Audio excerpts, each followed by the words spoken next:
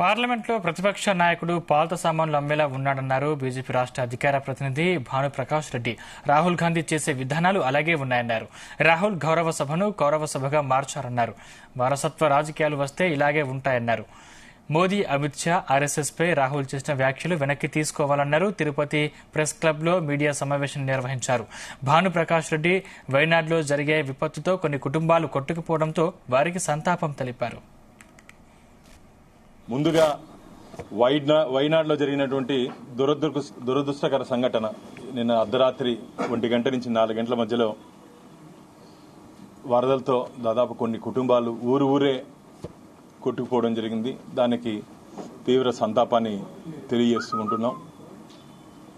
మిత్రులారా, పార్లమెంట్ అంటేనే ఒక దేవాలయంతో సమానం.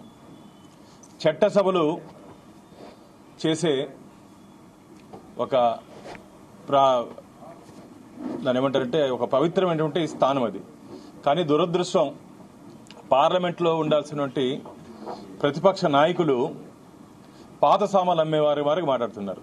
మామూలుగా పాత సామాన్లు అమ్ముతారు, రోడ్లో అరుస్తా, ఏదంటే అది మాట్లాడతా, గట్టిగా అరుస్తా మాట్లాడతారు.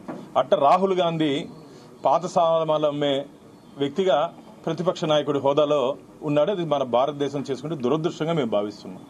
ఎందుకంటే ఇప్పుడు నిన్ననే కాదు, ఈ మధ్య కాలం మీరు కానీ పార్లమెంట్లో వారు చేసినటువంటి సంఘటనలు, మాట్లాడే తీరు మీరు కానీ గమనించినట్టయితే పార్లమెంట్లో కన్ను కొట్టడము, పార్లమెంట్లో పోయి కౌలించుకోవడము, ఇష్టానుసారంగా మాట్లాడడము, ఇవన్నీ మంచిది కాదు. గతంలో నేను చెప్పాను, పార్లమెంటుకి పార్కుకి తెలియని వ్యక్తి రాహుల్ గాంధీ.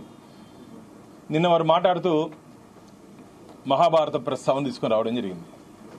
అయ్యా, మహాభారతం బుక్కు నీకు పంపిస్తున్నాను, నీ ఇంటికి పంపిస్తున్నా, రాహుల్ గాంధీ ఈ అడ్రస్కి పంపిస్తున్నా. Address to Shri Rahul Gandhi, Member of Parliament, Indian National Congress, 5 Sunehri Bagh Road, Motilal Nehru Marg.